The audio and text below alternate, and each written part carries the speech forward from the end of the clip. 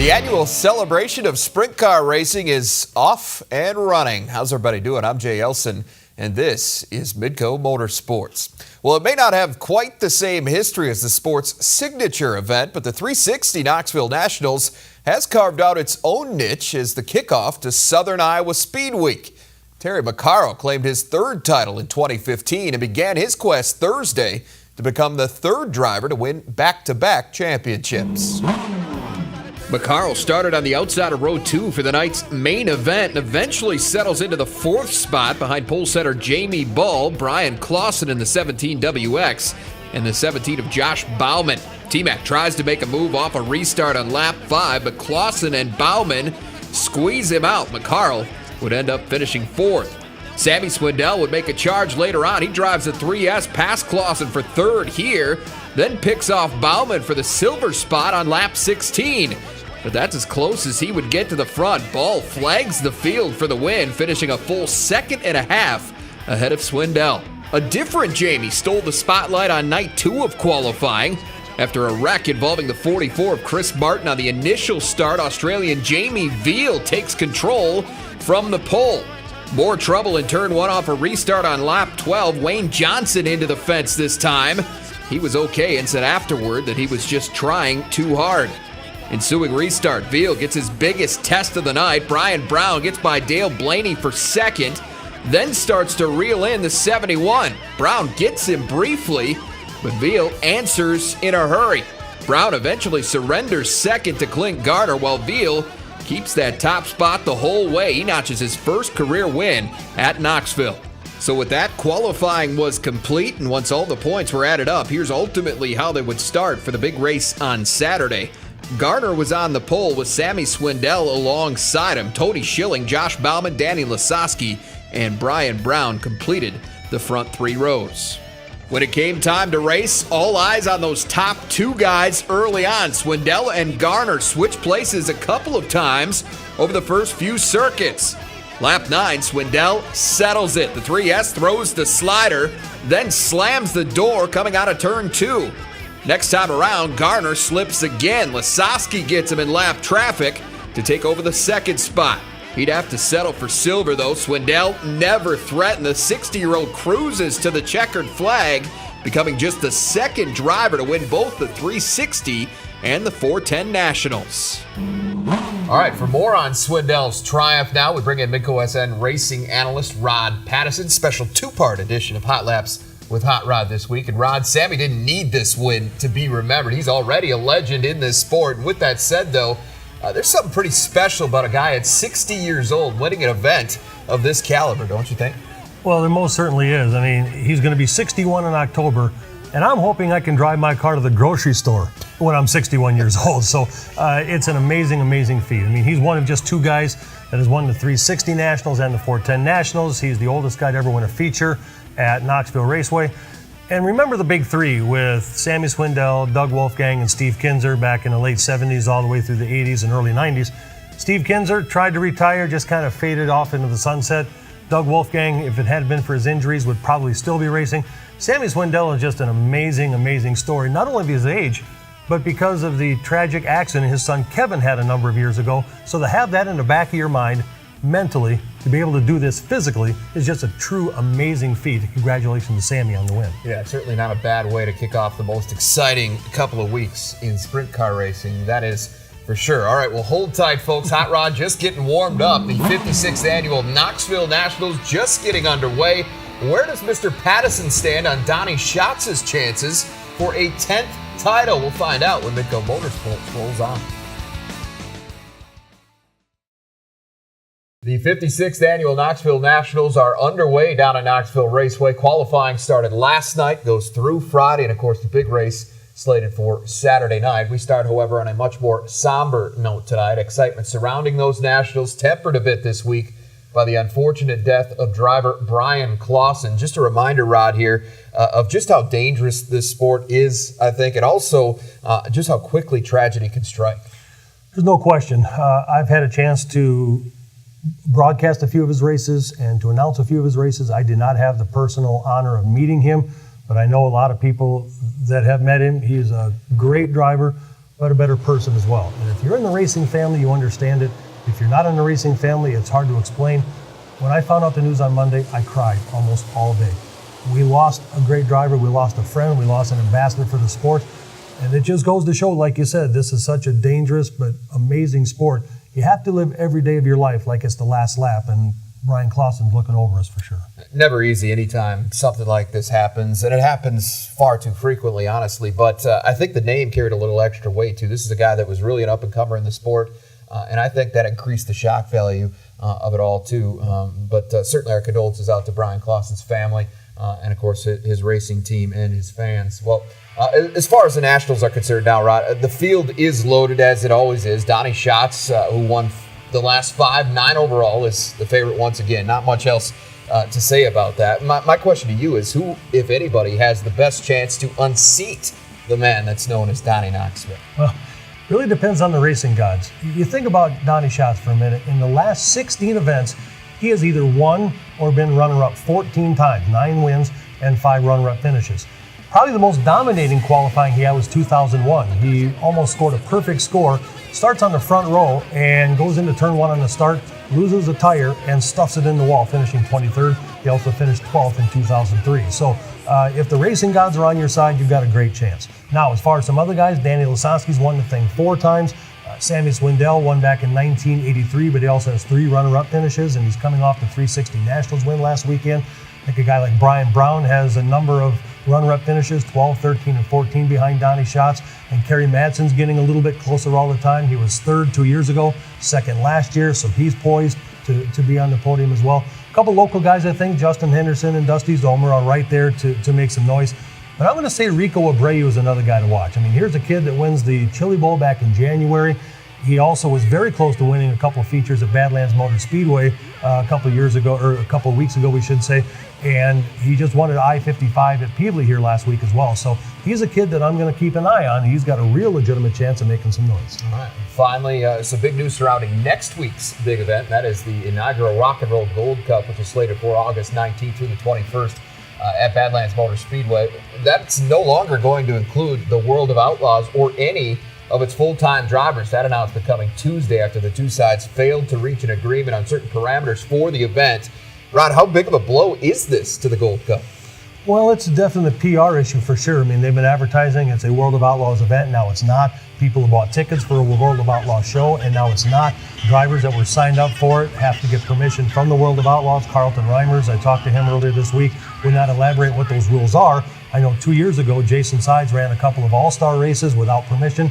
He was denied his point fund check at the end of the year, so there's a lot to be said about that. Carlton Reimers did tell me, though, that there are negotiations in the works to possibly put another World of Outlaws show together on that particular weekend, and the announcement could be made as early as this weekend, so stay tuned on that. I think the agreement between you and I would be that the only real loser, there's no winner, but the loser is the fans. There's no question. Yeah.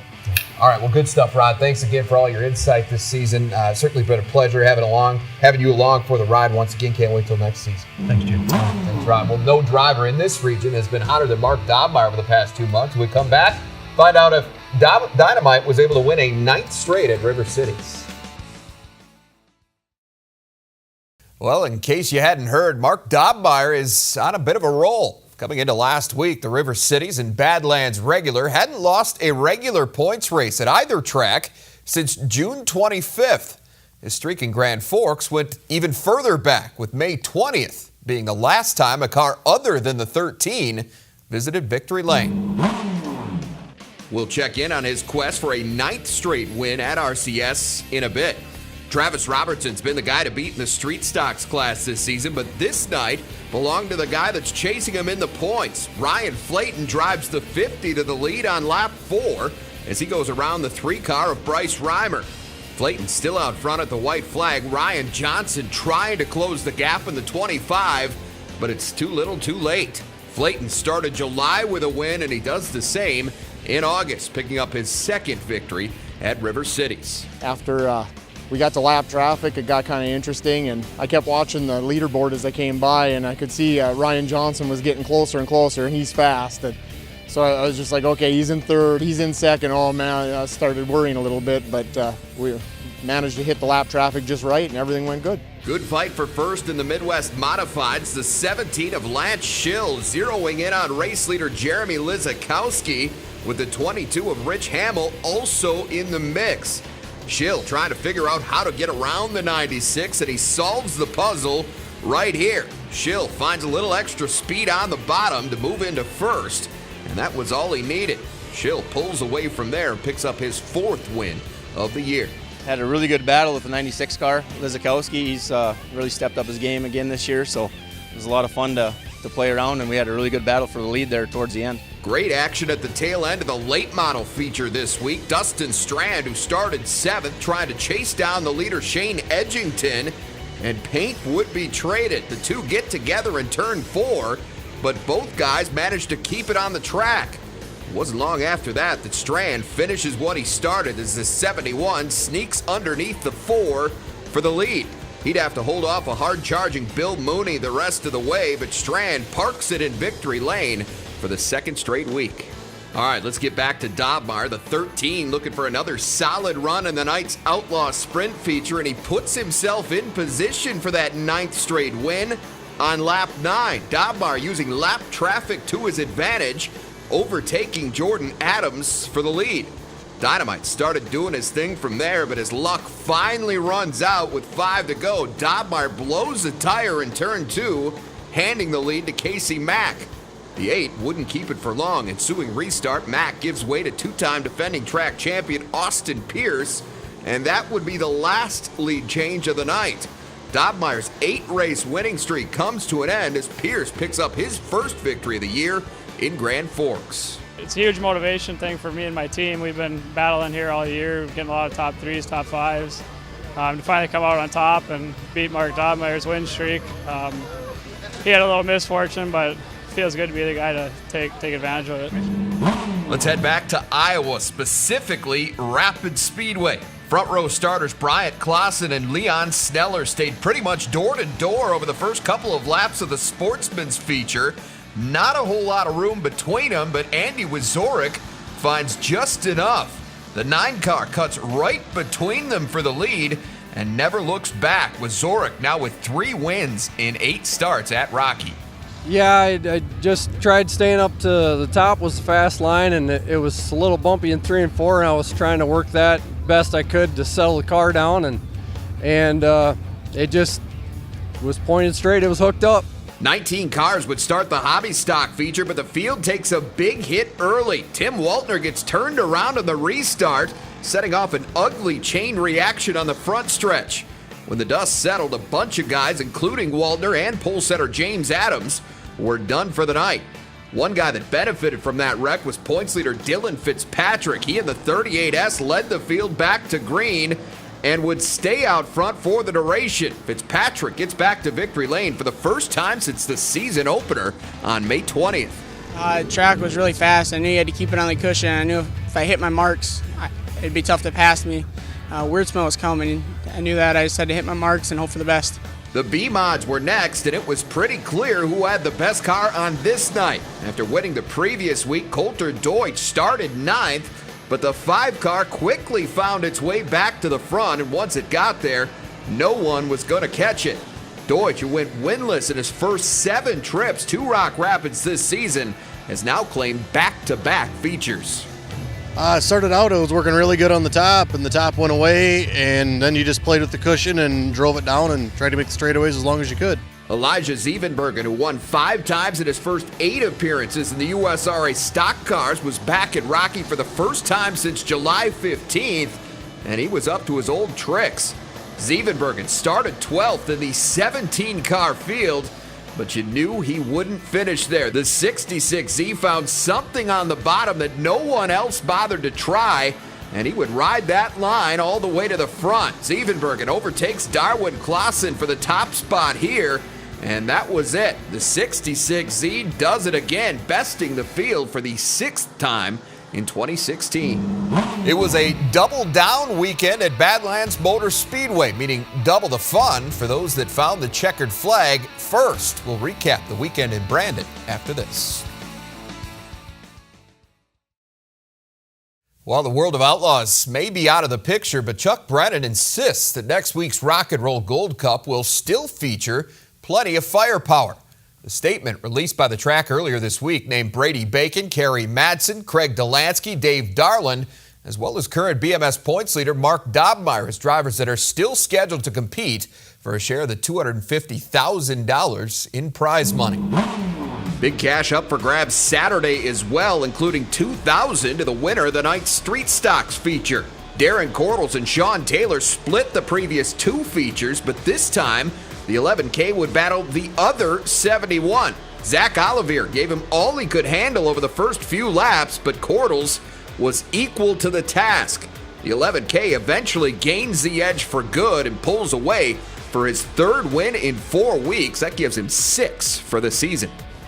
I'm pretty excited. I got some wheels and tires I need to replace, so the extra money is going to help out a lot for that. And yeah, just really appreciative of the Pizza Ranch and Brandon for doing the double money deal. And I'm just lucky enough to have a good starting spot, and car worked flawlessly, and everything ran good, and it turned out well. Lots of excitement in the IMCA Race Savers. Elliot Amdahl makes the first move of the night as he pilots the 51A past Blaine Peterson for the lead on lap 3. Amdahl looked to be well on his way as he stayed out front through a couple of restarts, but points leader Robbie Wolfgang, who started 9th, was creeping closer. The 429 finally catches Amdahl on lap 13. Wolfgang starts to run away over the next 3 circuits, but that's when bad luck strikes. Wolfgang's engine blows up, giving the lead back to Amdahl. This time he wouldn't let it go. Amdahl takes advantage of Wolfgang's misfortune to become just the second 2-time winner in the division. Just being patient and just staying calm. We had all those cautions, and we had some really good guys behind us and some really good 410 drivers behind us, and just staying calm and staying patient and hooking on the bottom. Justin Henderson gave up a front row starting spot at Knoxville to come back and race his 410 in Brandon on Saturday, and it looked like a good decision early as Henderson takes control of the feature. His lead vanishes, though, on lap 9. Henderson slowed in traffic. That allows Tim Kading to slingshot past him in turn 2. But those two weren't done. Henderson answers 2 laps later to regain the lead. His momentum interrupted, though, just a short time later as he slows to a roll on the front stretch, allowing Kading to blow past him again. Henderson would return briefly, but did not finish the race. Meanwhile, Kading kept his eyes on the prize. He leads the rest of the way, claiming his second 410 victory of the year at BMS and the $10,000 payday. With the way the points are going, we're doing the best we can to chip away at that points lead. We need a couple of good breaks for ourselves and be able to get a good point run going, but we'll be all right. We're definitely a consistent car right now. We're just out having fun and goofing off. Badlands routed out the weekend with its half-price family night on Sunday, but there was nothing half-price about the hobby stock feature. Pick it up on lap 4. Jim Bartman showing the way with Chad Kunert on his tail, but there'd be trouble behind them. Joel Norris gets into Lee Schlumbaum in turn 4.